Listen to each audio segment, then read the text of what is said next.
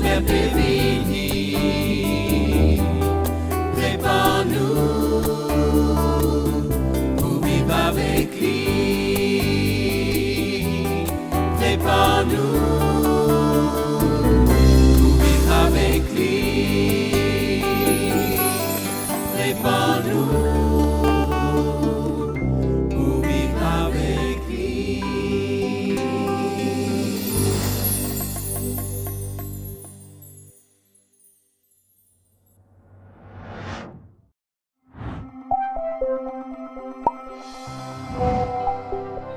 Ah, vous êtes là. C'est très bien. Je suis content de vous rencontrer. Je ne sais pas si vous aimez les belles histoires qui finissent bien. On dit que les belles histoires finissent bien en général. Dans la Bible, il y a une histoire qui montre que lorsque Jésus se tient quelque part, un miracle est toujours possible. Mais ce miracle-là va avoir lieu dans le contexte assez particulier de la vie d'un homme qui était entouré de beaucoup de choses qui le gênaient. Mais quand il va se retrouver en face de Jésus, il y aura un déclic ou le déclenchement d'une nouvelle expérience, une nouvelle page de son histoire qui va être écrite comme une belle aventure.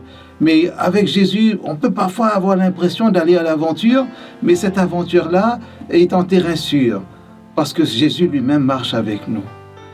Retenez une idée, Dieu ne vous emmènera jamais sur un chemin où il refusera de marcher lui-même. Quand il vous dit « en route », il devient la route.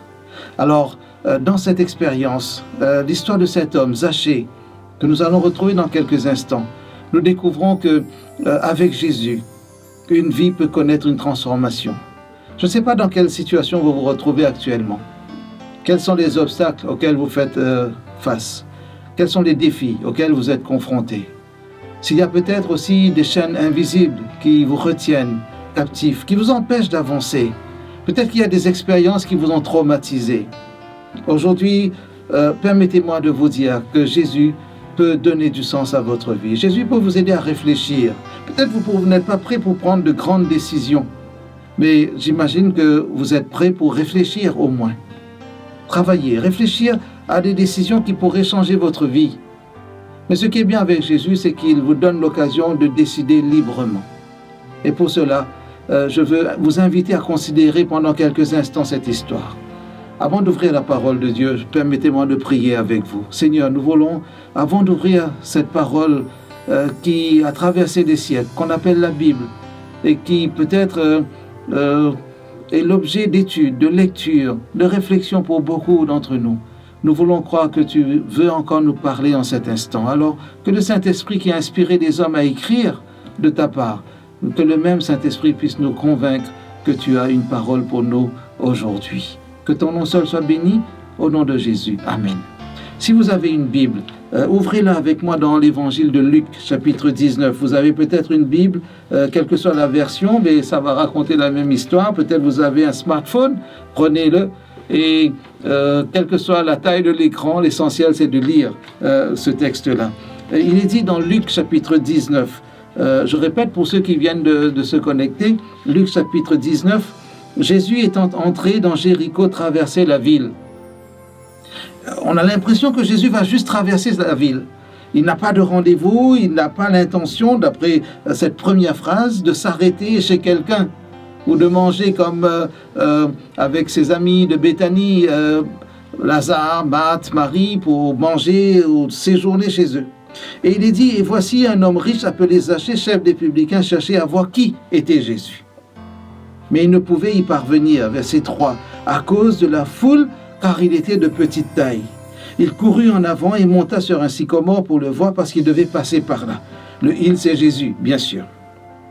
Lorsque Jésus fut arrivé à cet endroit, il leva les yeux et dit « Zachée, hâte-toi de descendre, car il faut que je demeure aujourd'hui dans ta maison. » Vous avez remarqué avec moi que Zachée avait des problèmes je veux dire physiques, personnels, physiques parce qu'il était de petite taille. Et généralement, on n'aime pas trop les gens qui, peut-être on n'aime pas, on se moque parfois des gens qui sont de petite taille. Combien d'enfants ont subi presque du harcèlement, ont subi des moqueries dans les cours de récréation à cause de leur petite taille? Parfois c'est gênant. Parfois, il y a eu des discours dénigrants. Et nous voulons demander aux gens d'arrêter de se moquer des gens de petite taille. Mais ici, personne ne se moque de Zachée. Il a juste ce problème. Physiquement, il ne peut pas voir parce qu'il y a une autre barrière, un autre obstacle. Ce premier obstacle physique pour lui. Deuxième obstacle, c'est la foule qui devient comme un rideau, une barrière, un mur. Et puis, il y a deux autres aspects qui sont peut-être d'ordre, qui touchent un peu à la vie dans la société. Il est dit que Zachée était un homme riche. Je ne suis pas riche. Mais je sais que beaucoup de gens n'aiment pas trop les riches. Parce qu'ils auraient aimé être riches à la place des riches, n'est-ce pas? On dit cela pour sourire. Mais peut-être que Zachée faisait un petit peu l'objet des discussions. Peut-être pas toujours positives sur lui. Il est riche, mais comment a-t-il pu acquérir des richesses? Alors on peut trouver peut-être la raison en disant qu'il était chef des publicains. Qui étaient des publicains? Des collecteurs d'impôts. Et qui était le pouvoir qui occupait la région? C'était le pouvoir romain. Alors Zachée travaillait pour les Romains. Donc il collectait des taxes pour les Romains. Peut-être certains se sont laissés aller jusqu'à dire, est-ce qu'il ne prenait pas une taxe sur la taxe qui était due aux Romains? Peut-être qu'il faisait son petit pactole là à côté. Suspicion. Et on se dit, mais cet homme, peut-être qu'il était malhonnête. Et vous imaginez toutes les barrières sociales, barrières qui sont venues à cause du regard qu'on portait sur cet homme. Mais il avait un désir ce jour-là. Il voulait voir qui était Jésus. Observez bien, il n'est pas dit qu'il voulait voir Jésus. Il n'est pas dit qu'il voulait rencontrer Jésus. Il n'est pas dit dans le texte qu'il voulait parler à Jésus ou discuter avec Jésus. Il voulait voir qui était Jésus. J'imagine que ce désir était un petit peu sur le registre du passif. Il ne veut pas rencontrer nécessairement, il voulait voir de loin, voir sans être vu. Je n'ai pas dit espionner, mais voir sans être vu, presque observer. Avoir au moins une idée, mettre un visage derrière ce nom qui circulait. Aujourd'hui, on dirait, peut-être il prendrait une photo de loin avec son smartphone. Il ne voulait pas un selfie avec Jésus. Il voulait voir qui était Jésus. Mais quand Jésus va arriver à la hauteur de son sycomore, parce qu'il est dit qu'il a grimpé sur un sycomore pour le voir, Jésus dit, Zachée, à toi de descendre. Notez bien dans le texte que Jésus l'appelle par son prénom. Zachée, hâte-toi de descendre. Et il faut que je demeure aujourd'hui dans ta maison. Jésus l'identifie. Jésus l'invite à descendre. Et Jésus l'invite à faire route avec lui. Jésus dit, je veux aller chez toi. Alors on pourrait dire, mais Jésus, quand même, il exagère un petit peu, non? Il s'invite chez l'autre. Vous n'aimez pas trop quand les gens s'invitent chez vous? Ou pas, vous n'aimez pas trop quand les gens débarquent chez vous comme cela à l'improviste, parce que vous dites, je n'ai rien préparé, je ne me suis pas préparé, la maison est dans un tel état, etc., où j'allais sortir. Jésus prend Zachée au dépourvu, semble-t-il. Est-ce que Zachée est gêné par cela? Non. Le texte dit, la suite, verset 6, Zachée se hâta de descendre et le reçut avec joie. Il ne dit pas, tu me prends un peu au dépourvu, à l'improviste, ce n'est pas sur mon agenda, je suis occupé. Non. Comme si Zachée laissait tout tomber pour recevoir Jésus. Sa vie va changer à partir de là, à partir du moment où il accepte de descendre de son sycomore, de sa zone de confort, là où il était bien installé pour voir qui était Jésus sans être vu. Mais Jésus a bousculé l'ordre un petit peu dans lequel Zachée s'était installé pour l'amener à prendre un chemin différent. Où en êtes-vous aujourd'hui dans la vie? Quelles sont vos barrières? Quels sont vos obstacles? Qu'est-ce qui peut être gênant? La vie? Les autres? Le temps? Le temps que vous voyez défiler ou le temps que vous ne voyez pas défiler parce que vous êtes tellement occupé que vous ne voyez même pas le chrono. Parce que c'est bloqué, c'est en panne ou vous vous dites mais je n'ai pas le temps. Avez-vous envie de réfléchir en cet instant, en prenant quelques secondes pour vérifier si aujourd'hui vous entendez aussi l'équivalent de cette invitation? Mettez votre prénom à la place de Zachée. Écoutez ce que Jésus vous dit. À toi de descendre. Et sur quoi êtes-vous perché? Qu'avez-vous érigé comme un arbre, comme un piédestal, comme une tour? Peut-être avez-vous besoin de descendre de quelques étages pour faire chemin avec Jésus. Est-ce que vos problèmes ressemblent à une montagne sur laquelle vous êtes assis en cet instant? Et Jésus a envie de vous dire, descends de ta montagne, descends de ton arbre, descends de ta zone de confort. Peut-être parfois la vie vous paraît tellement difficile que vous n'avez que des plaintes ou des complaintes. Et Jésus veut vous inviter à descendre. Parce que si vous ne sortez pas de cette situation négative, pessimiste, vous ne pourrez faire route avec Jésus. Jésus a besoin de votre consentement.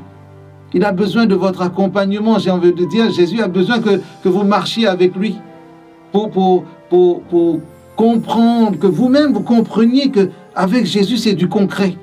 Vous ne pouvez pas penser qu'il suffit de croire. Zachée aurait pu dire, mais j'ai atteint mon objectif, j'ai vu. Quand Jésus lui dit descends, il descend. Et il peut prendre des décisions rapides. Déjà, il a dû courir, verset 4, pour aller sur son sycomore. Et ici, il est dit, Zachée se hâta de descendre. Encore une course. Déjà, j'imagine que la scène n'était pas très belle. Un homme de son importance, vous imaginez, aujourd'hui on dirait un VIP. Un homme de son importance qui courait dans la rue, dans la ville. Si je voyais le maire de ma commune courir, je me dis, mais qu'est-ce qu'il a? Il n'a plus de voiture de fonction. Pourquoi il le fait? Est-ce qu'il le fait? Où sont les photographes? Où sont les journalistes? Est-ce que c'est, comme on dit, un coup de com' pour son prestige, pour gagner un peu face à l'opinion publique? Zachée ne fait pas cela. Parce qu'il avait un objectif, il ne se laisse pas embarrasser par ce que les autres pourraient penser de lui.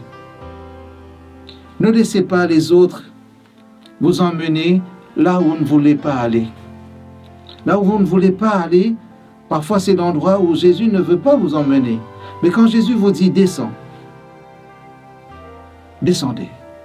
Quand Jésus vous dit je veux entrer chez toi, là la décision est importante.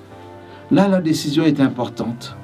À la fin du chapitre 3 du livre de l'Apocalypse, Jésus dit, il fait cette recommandation, mais qui est aussi une invitation. Voici, je me tiens à la porte et je frappe. Si quelqu'un entend ma voix, qu'il ouvre la porte, j'entrerai chez lui. Je souperai avec lui et lui avec moi. Si quelqu'un m'entend et ouvre la porte, Jésus n'entrera jamais dans votre vie par effraction. Jésus n'entrera jamais dans votre vie en forçant la porte. Jésus n'entrera jamais dans votre vie en créant sur vous une sorte de stress ou de situation embarrassante. Jésus vous invite à lui ouvrir la porte de votre cœur. Mais vérifiez s'il n'y a pas quelque chose qui gêne. Vous êtes-vous déjà retrouvé dans cette situation où en essayant d'ouvrir une porte, vous avez découvert qu'il y avait quelque chose qui bloquait derrière. Quelque chose qui encombrait le passage. Quelque chose qui coince. Avez-vous envie de mettre de l'ordre dans votre vie? Jésus ne mettra pas de l'ordre dans votre vie sans votre consentement. Cet homme avait besoin peut-être pour lui ce jour-là, juste de voir qui était Jésus. Mais Jésus va certainement mettre le doigt sur les vrais besoins de Zachée. Zachée est venu avec une envie, voir Jésus. En appelant Zachée par son prénom, Jésus aide Zachée à découvrir qu'il avait un véritable besoin. Dieu répond à nos besoins. Dieu ne répond pas à nos envies. Peut-être que depuis quelque temps, vous lisez la Bible. Vous fréquentez des gens qui lisent la Bible. Peut-être que vous étudiez la Bible avec des amis ou dans un groupe. Peut-être que vous entendez Dieu vous appeler, mais vous ne voulez pas prendre la décision de le suivre parce que c'est tellement confortable sur l'équivalent de votre sycomore. Cette zone de confort dans laquelle vous êtes bien installé, par moment, vous avez besoin de vérifier si cette zone de confort est compatible avec l'invitation que Jésus vous lance. Dieu vous aime. Dieu vous aime, vraiment. J'en ai fait l'expérience et je veux vous partager cette joie de recevoir cette nouvelle que Dieu nous aime.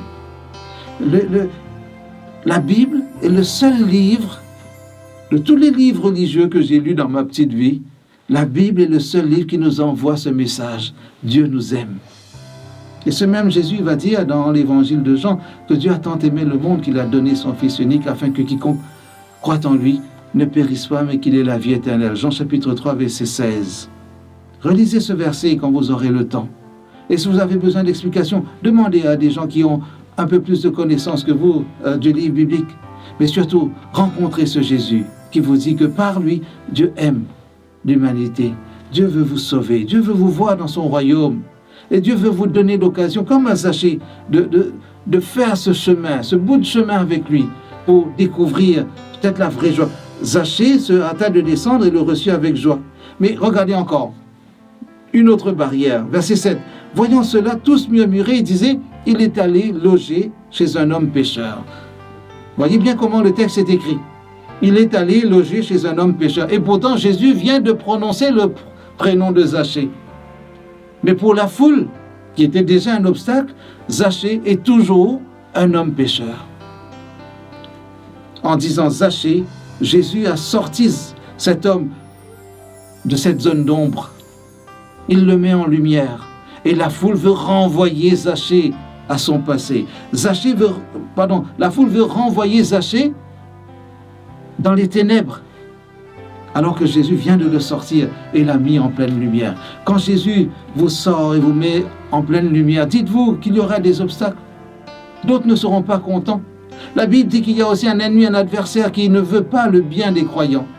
Et dans ce contexte que nous avons là sous les yeux, nous observons que Jésus relève, Jésus restaure, mais la foule, les autres, peuvent souvent vouloir chercher à enfermer et même, comment on pourrait dire cela, dénigrer. Et la foule garde toujours les étiquettes. Un homme pécheur. Zachée, pour la foule, doit rester dans une sorte d'anonymat. Mais anonymat moral. Pas de progrès. Pas de restauration. Parfois, les hommes paraissent plus durs face à la justice, face au salut. Jésus est en train de donner un avenir à Zachée. Mais la foule veut l'enfermer dans le passé. La foule veut l'enchaîner dans le passé. Que se passe-t-il? Parce que Zachée a rencontré Jésus, verset 8, il est dit, mais Zachée se tenant devant le Seigneur, lui dit, voici Seigneur, je donne aux pauvres la moitié de mes biens. Et si j'ai fait tort de quelque chose à quelqu'un, je lui rends le quadruple. Et Jésus confirme que quelque chose s'est passé dans la vie de Zachée. Le salut est entré aujourd'hui dans cette maison parce que celui-ci est aussi un fils d'Abraham. Quand Jésus se tient quelque part, un miracle est possible. Le plus grand des miracles, c'est la transformation d'un cœur, d'une vie. Et Zachée a connu cette expérience ce jour-là. Et le verset 10 nous dit, voilà la raison pour laquelle Jésus est venu dans le monde, car le Fils de l'homme est venu chercher et sauver ceux qui étaient perdus. Avant de conclure, je veux juste attirer votre attention sur quelque chose d'important. Je ne sais pas ce que vous avez prévu de faire aujourd'hui. Je ne sais pas comment a été votre journée d'hier. Mais aujourd'hui, vous pouvez décider ce que votre avenir sera. C'est peut-être, ça paraît simple pour moi de le dire, mais c'est plutôt nécessaire pour moi de le dire. C'est un devoir de le dire au nom de la parole de Dieu. Décidez si, à partir de maintenant, votre vie sera avec ou sans Jésus. À partir du moment où Zachée a accepté de descendre et d'accueillir Jésus dans sa vie, quelque chose a changé, sa vie a changé, son histoire a changé. Et les récits évangéliques qui ont rapporté cette histoire nous disent qu'en Jésus, un avenir est possible. Je ne vous parle pas des choses matérielles, je ne vous parle pas du diplôme que vous êtes en train de préparer, je ne vous parle pas du prochain contrat que vous allez signer, mais je vous parle du regard que vous allez porter sur tout cela. Quand Jésus entre dans une vie, le regard que nous portons sur le monde, sur nos engagements, ce regard-là peut changer. La foi, ce n'est pas la négation de la réalité.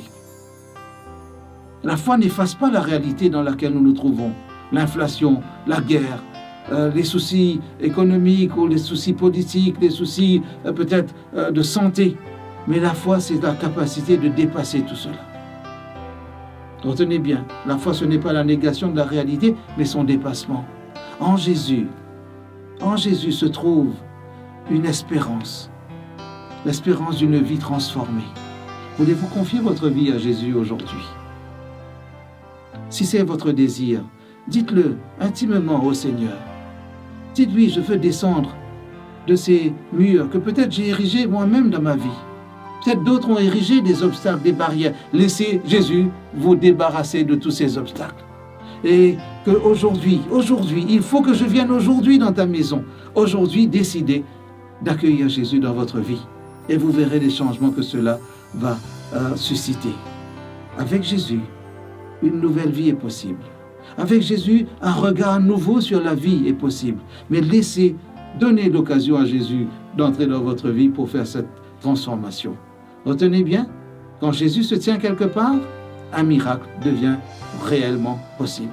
Laissez le Seigneur transformer votre vie. Je veux prier avec vous pour terminer. Quels que soient les défis auxquels vous ayez été confrontés, confiez tout cela à Jésus. Confiez votre vie à Jésus. Zachée a confié sa vie à Jésus et le Seigneur a confirmé les choses par cette belle déclaration. Le salut est entré aujourd'hui dans cette maison. Pour vous aussi, c'est possible, ici et maintenant.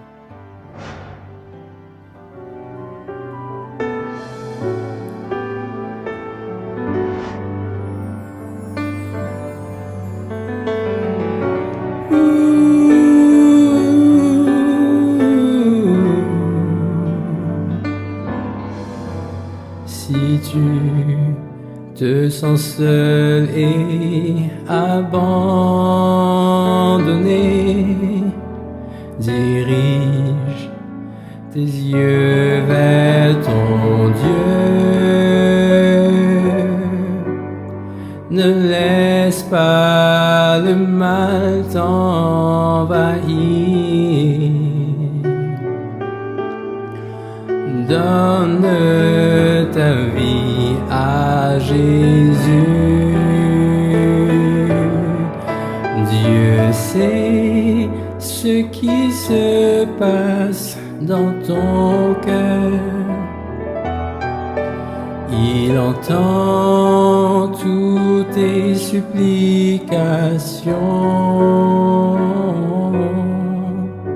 Dieu voit quand tu es angoissé. Tu as peur de venir à lui. Dieu sait ce qui se passe dans ton cœur. Il entend toutes tes supplications. Dieu est là pour t'aider. Dieu sait, Dieu entend et Dieu voit.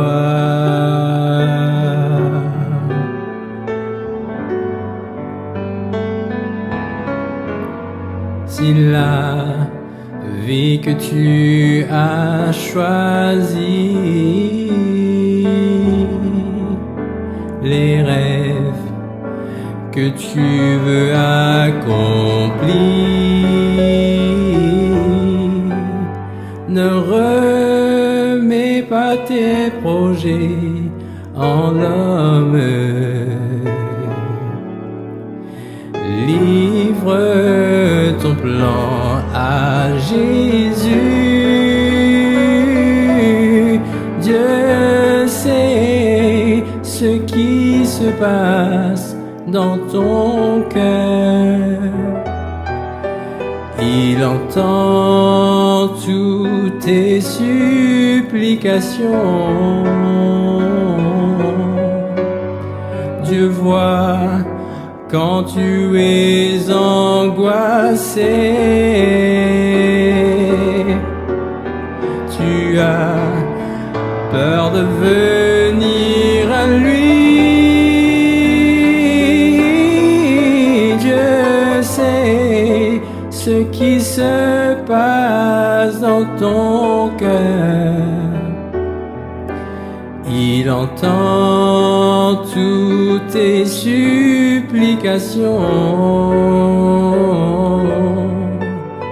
Dieu est là pour t'aider.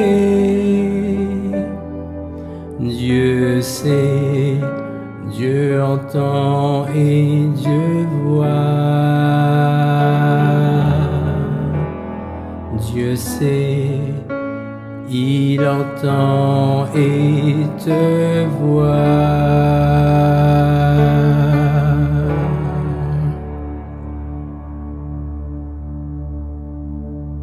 Prions ensemble. Père Céleste, je te remercie parce que tu as envoyé ton Fils unique, ton bien-aimé, pour nous dire que le salut est possible, que le Fils de l'homme est venu chercher et sauver ceux qui étaient perdus. Parmi tous ceux qui sont face à cet écran, Seigneur, je veux te demander humblement de donner la possibilité à chacun de prendre la bonne décision. Que le Saint-Esprit convainque tous ceux qui n'ont pas encore fait alliance avec toi qu'aujourd'hui, ils peuvent descendre de tous ces murs qui ont été érigés, sortir de ces zones de confort et te laisser entrer dans leur vie pour que le salut entre aussi dans leur vie, que le salut entre dans leur maison et que ce salut soit vraiment clair pour eux, que ce soit vraiment incarné par ta personne, par la personne de notre Seigneur Jésus. Père Saint, merci pour les progrès que tu es en train de faire dans la vie de certains auditeurs ou de certains qui sont en train de visionner ce programme. Permets que dans l'intimité même de chaque cœur, il y ait un signal de ta part pour que cette transformation devienne réelle et que ton nom soit béni dans la vie de tous ceux qui acceptent de t'ouvrir leur cœur. Que ton nom soit glorifié parce que tu nous as donné ta parole afin que nous puissions l'étudier pour comprendre aussi comment tu veux nous faire marcher une fois que nous acceptions nous-mêmes de marcher avec toi. Que ton nom soit béni parce que nous avons compris que tu marches avec nous lorsque nous décidons de marcher avec toi. Que ta paix soit dans les cœurs et que rien ni personne ne nous sépare de toi. Merci parce que tu relèves, tu restaures. Merci parce que tu aides à écrire une nouvelle page. Que ton nom soit béni au nom de Jésus. Amen.